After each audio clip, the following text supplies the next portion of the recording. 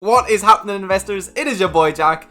I am not a financial advisor, and what a crazy last 2 weeks we've had. In today's video, we're going to be speaking all about the 10 stocks that I will be keeping a very close eye on next week. 2 weeks ago, we saw this incredible week happen. Airlines went up anywhere from 40 to 100%. Even the financial sector, the bank type stocks were going up over 20%, and you all know how hard they have been hit. A lot of the big oil related stocks went up 15 to 20%. Basically, everybody's portfolio was green everywhere. I mean, the growth stocks were doing fantastic. The dividend paying stocks were doing fantastic. Even the spec stocks, the hype stocks were doing fantastic. Even Hertz, who filed bankruptcy, was over 800%. I mean, it was an insane time. And then last week, we all started to see the dreaded red days. Just as quickly as things were rallying so heavily to the upside, they crashed back down. I know when it was at its worst, I was down over 10% in my personal portfolio, and I closed the week down about 8.5%, so it was not a good time. But we have to look at it in a positive light, okay?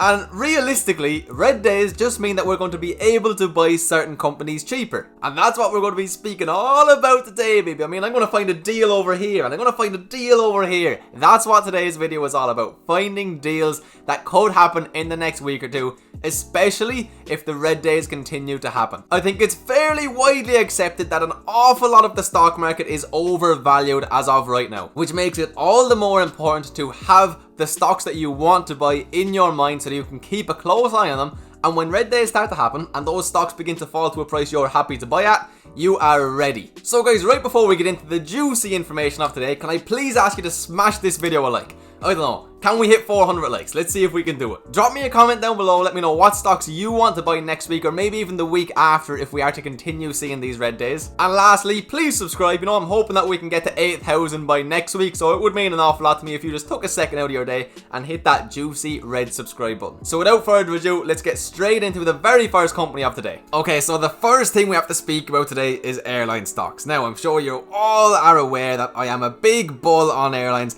I love DAL, they're my biggest position in the portfolio. 2 weeks ago, from Monday to Monday, we saw a 40% increase in the Jets ETF. Delta Airlines were in line with that. They saw a 41.27% increase. Since then, a lot of that was taken away. They dropped 26.5%. They closed the week down about 17.5%. There's this cool website called RobinTrack, and it essentially measures how many people on Robinhood are buying particular stocks. So this number here shows how many people own a share in a particular company. Now, you'll see the first two. We have Ford and General Electric. Robinhood give these out as free shares for a kind of affiliate link, so I believe that's why they're the highest. But then we go to third place, the biggest one, the one that the most people on Robinhood are buying, is American Airlines. This green line here is the amount of holders, okay? And let's say, towards the end of 2018, there wasn't even 4,000 holders.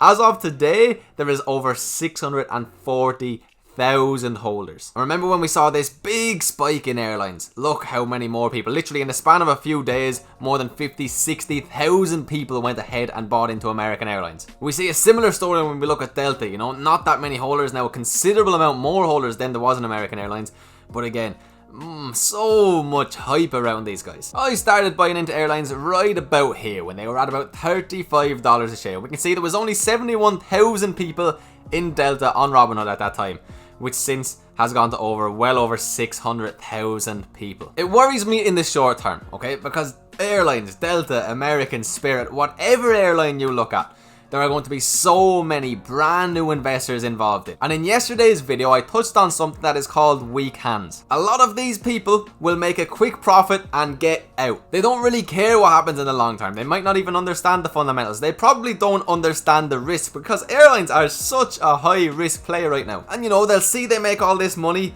and then this week they'll see that they just lost 30, maybe 40% of their profits, maybe more if it was American Airlines. People will get afraid, and when people get afraid, they sell their stocks, and when people sell their stocks, a stock's price goes down in the short term. And that is exactly why I will be watching these guys so closely next week. The last time I bought Delta was on the 14th of May, pretty much a month ago. And that's when we were down below $20 a share. And when I started making this upward move, you know, I wasn't really comfortable buying at these prices because I didn't know how high it was going to go. So with that in mind, I'm probably not going to be very happy to buy Delta again. unless I see them come back down to $22, $23. But what's particularly scary now is the fact that there are so many new investors in these airline stocks that if a few of them start to get afraid, a lot of them are going to get afraid. So if we see a continued sell-off, and if we see Delta approach $25 again, then maybe approach $22, $23, the lower it gets, the more people are going to be afraid. So my main concern is that if I'm happy to buy at 22, 23, because I believe that's a price that makes a lot of sense, a lot of people might not feel the same way and might want to just keep selling, and that will drive that price much lower. So I do actually think now there is going to be even more volatility involved in these airline stocks than there was even back in March and April. But in the long term, I still absolutely love my airline stocks. You can say what you want about them. You can bring up articles like this where it says Delta expects revenue down 90% in the current quarter. We all knew this before the first quarter was even over. We expected it to be down 95% in the second quarter. It's a horrific number, but if Delta can survive, if any of the airlines have enough cash on board to survive, it's going to be fantastic in the long term. American Airlines to me makes no sense. American Airlines have the biggest break-even load factor. They need their planes to be nearly 79% full just to break even. I'm not sure why they have gotten so much hype, because to me they make no sense. Delta is my higher risk play, and then Southwest Airlines is the other airline I'm in that I deem to be safer. They have the best balance sheet. But yeah, that's my thoughts on where airlines are at as of right now. I won't go into it anymore because there are 9 more companies we have to cover. But that is Delta. I will be keeping such a close eye on them, and I am excited to be able to buy these guys again soon. I miss buying more Delta. Now we're having a look at a company I haven't spoken about much on the channel before, but I do get asked about quite a bit, okay? And we're having a look at Nvidia. Now I will say from the start, the reason I haven't bought these guys yet, or I haven't spoken about them much on the channel, is because I do think that they're trading a little bit too expensive. But they are a company I would absolutely love to own, just not at this price, and that's why they're going in today's video, because I'm looking at stocks that I think, you know, if we see some sort of a second crash, if we see another 10 to 20% dip to the downside in certain companies, it's going to be a good time to buy. But I mean, look, we're looking at a company who only ever dropped about, where are we, 37%, and is actually now up over 13.5% since this crash began happening. It has been fantastic for these guys. We look at the 5-year chart as well. A 1500% return in 5 years. There was one major dip, but aside from that, it's all been upwards growth. And we look at the max stock chart, and you know, a lot of it has traded sideways up until the last 5 years, but that's fine. It doesn't matter what happened 15 years ago if we think that what they're doing now is going to continue into the future. If you've no idea who Nvidia are or what they do, they're a graphics processing chip manufacturer that currently generates most of its revenue from the sales of graphic processing units, or GPUs. There's one in your computer, in your phone, which are used for competitive gaming, professional visualization, and cryptocurrency mining. And the balance sheet is something to behold, okay? Cash, 15.5 billion. Total current assets, 19.5 billion. Total assets, 23.2 billion. Current liabilities are at 1.9 billion. These guys have 15.5 billion in cash alone, okay? And then we have total liabilities at 10.1 billion. I mean, what a beautiful balance sheet. And these are one of the big companies who will benefit from 5G, which I'm sure you're all aware of, and we're actually going to be touching on that in regards to another company later in the video. The first quarter of this year, revenue climbed 39% year over year. The world is moving online. I say this in so many of my videos lately, and you're going to see a theme in the companies I'm trying to pick, okay? Is that I think a lot of the world is moving online. Facebook is planning for permanent remote workers, for people to permanently work for Facebook within their own homes. They won't have to go to a building to work for Facebook anymore. That means they can literally work from anywhere. All of those people working from home will be expected to have a very good computer with a very good card from Nvidia. But the Motley Fool has this fantastic article speaking about 3 catalysts driving growth of Nvidia stock. 1 is cloud infrastructure spending. 2 is strong gaming demand. Gaming is getting way more popular. And 3 is this: Mellanox deal brings significant benefits. Nvidia recently closed the acquisition of Mellanox, a provider of cables, switches, and software for data centers. Their revenue soared 40% year over year in the first quarter. So I understand why these guys are trading at such a premium, why they're trading at such a high price. Because to an extent, they deserve to. They are looking absolutely amazing going into the future. And just because I understand why they're trading at what in my eyes is too high of a price, doesn't mean that I'm going to buy them. If I see these guys fall below the $300 mark, I will very, very heavily consider picking up a share or two. But there you go. For everybody in the comment section asking me about Nvidia, that's why I haven't really touched on them before, just because at this price, I'm not happy to invest in them. As always though, I'm not a financial advisor, people. Third up, okay, so now we're going to speak about Qualcomm, about 5G a little bit. Let's start off on the 6-month chart. See, from our very peaks to our very lows, down 36%.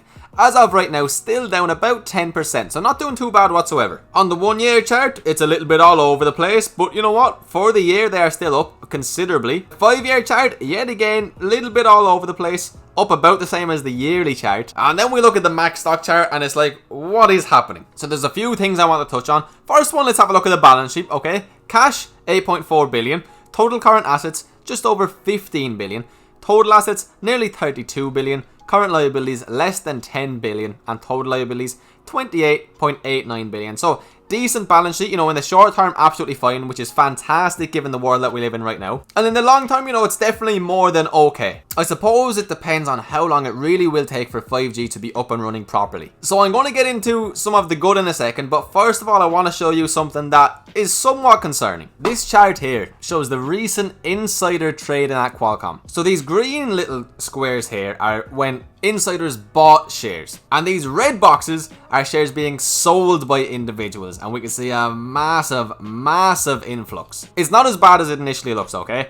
The recent sale by James Thompson is the biggest insider sale of Qualcomm. The biggest single sale was only 13% of his holding, so it's not the biggest deal in the world, but I did just want to get it out there. Now an article, why Qualcomm stock is still attractive at a $100 billion valuation. So a little bit of backdrop, okay? There has been a long running dispute with the smartphone giant Apple. I'm sure you all know who Apple are, but it was settled last year, removing a major overhang for Qualcomm. Apple has agreed to license Qualcomm's technology for at least 6 years, and it has an option to extend for an additional 2 at the end of the contract. And they linked an agreement to be one of Apple's key semiconductor suppliers as part of the agreement. So very, very good. I mean, that is Apple, you know, Apple, massive company, loads of money, loads of phones, bringing out new phones, new products every single year. Qualcomm's cash cow patent means it collects a fee every time a device using its technology to connect to a wireless network is sold. So they will get a portion of every phone that's sold, every tablet that's sold, every Mac that's sold that involves one of their chips. And Apple is widely expected to sell the first mass market 5G compatible smartphone in 2020. So do I think it's at a relatively fair price? To be honest, yes, I do think it's at a relatively fair price. Do I think we could see it fall below 80, approaching 75, maybe even $70? I do also see a world where that is possible. Right now, for me to buy a lot of the companies that I'm on the fence about, I need to see anywhere from a 10 to 20% dip for me to be willing to invest. And Qualcomm is for me one of those companies. A lot of what will make these companies' prices go up depends on what happens in the future, and we don't really have any reference points to compare it to, so to an extent there's some speculation involved. No, I'm not saying it's a spec stock, because it by no means is a spec stock, but a lot of the success that these guys will have depends on a lot of outside factors. Honestly, I'd be somewhat confident investing at this price, but I would just be a whole lot happier after a 10 to 15% drop. So that was Qualcomm. Now, company number 4. Okay, we're having a look at Wells Fargo again. I know they're making a lot of videos lately, but it's because the news surrounding these guys and pretty much every bank stock or every financial related stock is forever changing. So in the last month, we finally started to see a rally up close to 50%. Then we saw this sell off, you know, down nearly 20%, closing out down 16%. On the 6-month chart, still down very close to 50%, people. Say what you will about Wells Fargo or bank stocks in general, or even asset management companies, whatever you want to speak about. This is a low price in the long term. Wells Fargo is Mr. Warren Buffett's 5th biggest holding to this day. Year-to-date change of down 46%, and he hasn't felt the need to sell. One of the big things Warren Buffett always says, okay, is to bet on America. And to bet on the banks is to bet on America. Now look, if you can't handle the volatility, if you can't handle the potential of another 20 to 30% loss, and I mean that in a very realistic way, it's not the company for you by any means whatsoever. But if you're willing to sit through the highs and the lows, if you are willing to bet on America's long-term future, to me, this is a fantastic price. This here is a fantastic price. If it goes down any lower, I also think it's a fantastic price. The more bad news we get, okay, the lower Wells Fargo, the lower JP Morgan, the lower Bank of America, the lower Franklin Resources, the lower any financial related company is going to go. Inevitably, it does not have anything to do with the company, how it's been run in the past. It is just the way it works. To me right now, Wells Fargo is just a perfect example of dollar cost averaging. I'm happy to buy them at this price. I don't need to put all of my money into them at this price. If they go up another 10%, I'm happy to buy them at that price. If they go down another 10%, I'm happy to buy them at that price. They're the kind of company where I go and I pick up pretty much everything I want. You know, I get my growth stocks, I get a bit of Delta, I get some Altria stock in there, maybe a bit of AT&T, I might buy a bit of Facebook. The companies I actually want to increase my positions on. And then if I have a little bit of money left over at the end, Wells Fargo, you can have it. Wells Fargo CFO predicts higher loan loss provisions to come. Just from reading this alone, you can pretty much expect that next week there will be at least a red day or two. You could literally go out and research any bank stock all day, every day for a week, and there still will be information that you miss out. It is just ever evolving every single day. Thankfully, to me, these are a very long-term investment.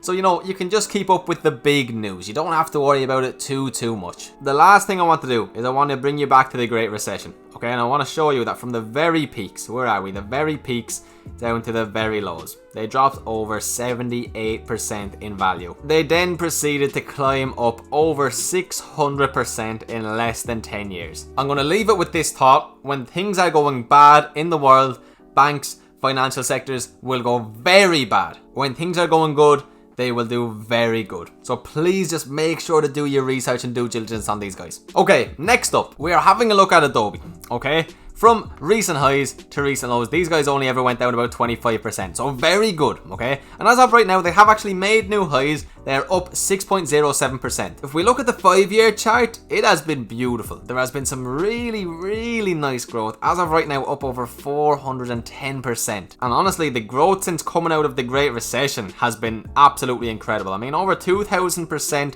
in just over 10 years. First thing I want to touch on quickly, like a lot of companies today, I don't think I am very happy to buy at this price. We can see they currently are trading at a PE ratio of 53.62. Now the thing is, if we look back through recent history, that's not actually all that high. Now, it is high, especially when we start going back in time when there was times we were trading at 11 PE ratios, at 20s, 15s. But in regards to the last 5 years, this PE ratio is relatively fair. And again, this is one of the companies who's benefiting from the world moving online.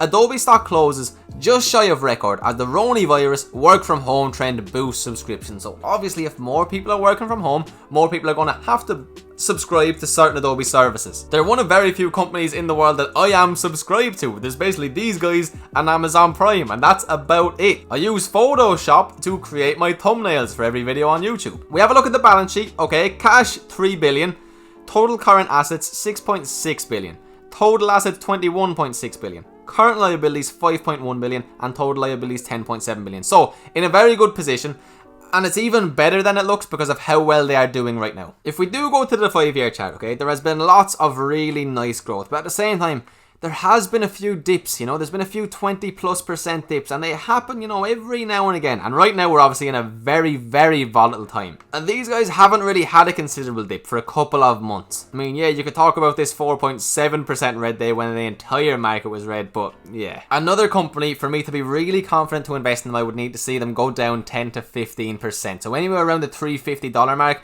I would be very inclined to pick some up. It is a company I wish I put a little bit more time into a month or two ago, because I know if I had have looked at them in depth, I would have liked the look of them. But hey, sometimes you miss out. But that's Adobe. A lot of what I've said about other companies today applies to these guys, the world moving online, etc.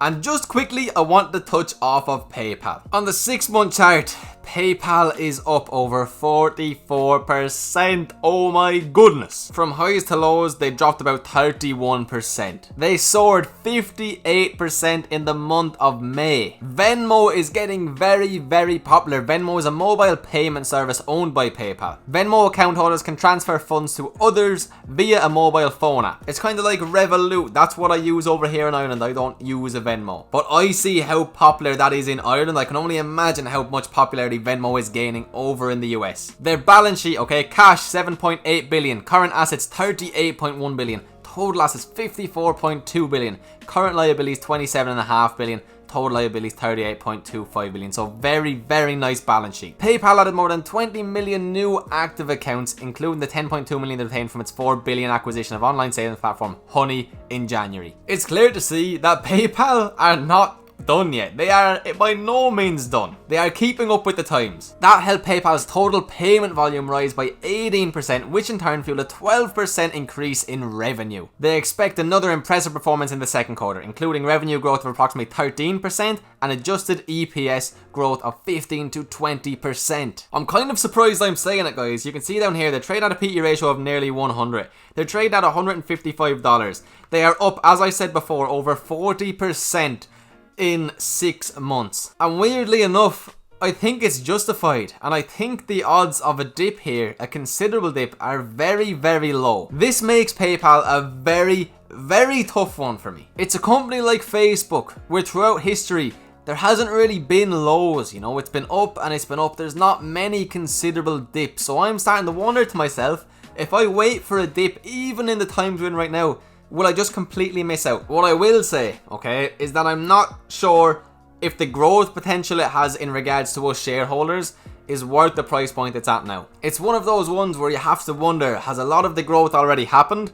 What are they going to do next, you know? I think priced in already is a fantastic next year to year and a half. What are they going to do in a year and a half, 2.5 years time to keep rewarding us shareholders, to keep that price going up at such a good rate? Because at the end of the day, there is a considerable amount of competition out there. When you just take places like Visa or MasterCard, Visa is a company I actually am invested in. It's tough to know because it's one of those companies, guys, where I love them and I love everything they do and I believe in them. I just don't know if I'm happy to invest. So I'm sorry to not be able to give you any really clear opinion, but I did want to get them into a video because I do think that they are most certainly worth having on your radar. Okay, so we covered a lot of companies today for the very first time on this channel. Now we're going to get into some of the ones that I own and that you will all be aware of. And I haven't covered any of the FAANG stocks in a little while, so we're going to go through a couple of them now. We're looking at Facebook, okay? I have a full video on Facebook. These are the second biggest position on my portfolio right now. I love Facebook. I have absolutely nothing bad to say about Facebook. And as I said, I have a full 15-minute video on them, so I will keep things short and sweet. But something that has to be said when you speak about Facebook is the balance sheet. The absolutely beautiful balance sheet. Current assets, 69 billion. Total assets, 138 billion. Current liabilities, 15 billion. Total liabilities, 33 billion.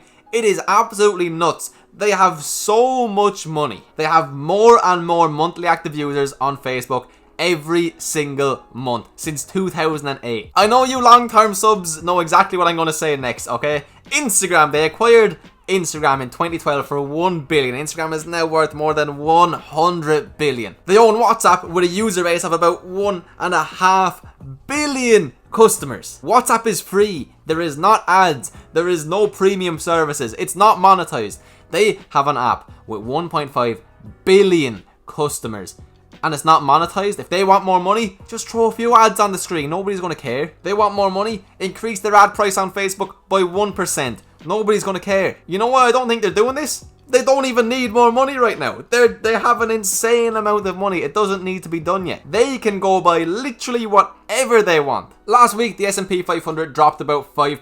Facebook dropped 0.5%. Okay, so much better than the market as a whole. And we saw this with FAANG stocks last week in general. They performed much better than the market did as a whole. That's why I'm including them in today's video. I've said it before, guys. I think Facebook is pretty much a buy at absolutely any price whatsoever. I bought them right at the very top. I have no regrets.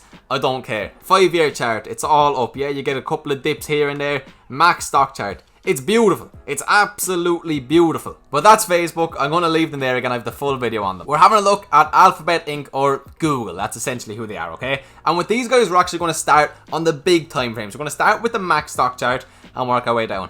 And just looking at the max stock chart, guys, It is absolutely beautiful, okay? 14 years ago to now, up 2,500%. 5-year stock chart up 153%. 1 year you're still up 29%. 6 months you're up nearly 5%. Now from the highs, Google did fall as much as 30%. I wish I knew what I knew now when this happened. Oh my days. But anyway, they are still down about 7.3% from the recent highs. To me, that's incredible. The fact that these guys haven't made new highs, incredible. I love Google, okay? I get paid by Google. They are who run YouTube. This is my employer right here. They might take 45% of my revenue, but I won't hold it against them too much. Balance sheet. Cash and short-term investments. 117 billion. Just that's... oof. Total current assets, nearly 150 billion, okay? Total assets, 273 billion. Current liabilities, 40 billion. Total liabilities, 69 billion. Again, it's a Facebook. It's just such a nice balance sheet, guys. What else do you even need to say? Alphabet set to rejoin the $1 trillion club, baby. $1 trillion. How many dollars even is that? That's an amount of dollars you don't even need to understand how big it is, because you're just never going to have $1 trillion. So most of Google's money does come from advertising, okay? Significant and sudden hit to advertising in March correlated to locations and sectors impacted by the virus and related shutdown orders. A lot of companies aren't spending as much to advertise right now. Please start spending more money on advertising soon, companies, so I can be paid more by you to have your ads show up at the start of my videos. They grew their headcount by 19% to 123,000 employees in Q1 2020. I mean, they're clearly not in a bad place, guys. They're taking on a lot more employees. They have an incredible balance sheet. They are absolutely fine. I hope they are, because if they're not, then who's going to pay me? But again, like Facebook, Google is a company who I most certainly am happy to buy at this price, and more than likely will buy some more of them next week. The last FAANG stock we're going to speak about today is Amazon, and I'm going to keep it really short and sweet, just because there is so much repetition here, okay? The world's moving online. Yeah, you get the picture, okay? 6-month chart. Up 43%. 5-year chart up nearly 500%. From 10 years ago, up over 1800%. 15 years ago, 7700%. I think you get the picture. The growth has just been ridiculous. Another company I am very happy to buy at the highs, and I will buy at the highs. I have bought at the highs, and I will buy at the highs again, and I will buy at the highs again, and I will keep buying them, and one day I'll have a full share. Look at the balance sheet. 86 billion current assets, 221 billion total assets, 79 billion current liabilities, 156 billion total liabilities. So very good balance sheet. You can literally go on to Amazon and get anything that you want. Do you want some accessories for your car? Do you want some furniture? Do you want some new clothes? How about you want to get a bottle of whiskey? You know what I mean? You want to get some luggage for when you go on holiday with Delta Airlines? You want to buy a new computer? You want a couch? You want a chicken sandwich? You want a newborn baby? You want new liver? They have you sorted. I mean, like, do you want 48 AA batteries? Do you want this thing? Do you want a portable foldable photo studio box with LED lights? You definitely want that pink shirt, man. I mean, do you want a book? Do you want a new headset? They have absolutely everything. I could speak about Amazon all day. I will make a full video on them very soon. If this video gets over 400 likes, we will make a full video on Amazon. So please smash that like button. And then we have one more company to have a look at today. Disney's balance sheet, okay? Cash, 14.3 billion. Current assets, 33 billion. Total assets, 206 billion. Current liabilities, 35 billion. Total liabilities, 102 billion. So in the long term, very good balance sheet. Short term, we're okay. It's going to be alright. 6-month chart, guys. Okay, a company who dropped, this is Disney, over 40%, is still down 22%. If we go all the way down to the 1-month chart, we can actually see there was quite a nice recovery, okay? We had gone up over 23%, and this is the first dip we've seen in a little while, and we're down about 10%. What gets me really excited is when I go back and I look at Great Recession levels, okay? If we bought at the lows of there, up until those highs, over 750% in 10 years. You decided to buy them 40 years ago, nearly 11,000% at today's price point. At one stage, that would have been over 13,500%. Now look, I know things for Disney are tough right now, okay? The parks had to close down. They're beginning to open back up. They did have Disney Plus, which was a fantastic result. It gave them a lot of extra cash in the short term. But I just want to ask you one question. Where do you see Disney in 10 years? Very simple question. I doubt any of you just said bankrupt, or I doubt any of you said they will have closed down all of their parks. Disney have something really special. Your parents know about Disney, your grandparents know about Disney. Everybody has some sort of an emotional attachment to Disney from a childhood. I said it in previous videos, I went to Disneyland Paris with my girlfriend Sophie, as I think I was 20 or 21. And it was one of the best experiences of my entire life. I didn't have any children with me. It was just me and my girlfriend, two 20-something years old. And it was amazing. For Disney, in my opinion, the sky is the limit. They're just some of the most creative people in the whole wide world. There was a stage where these guys just made black and white films about a mouse. Now they have some of the most popular theme parks in the entire world, located all across the globe. They launched Disney Plus. They're in a good position cash-wise.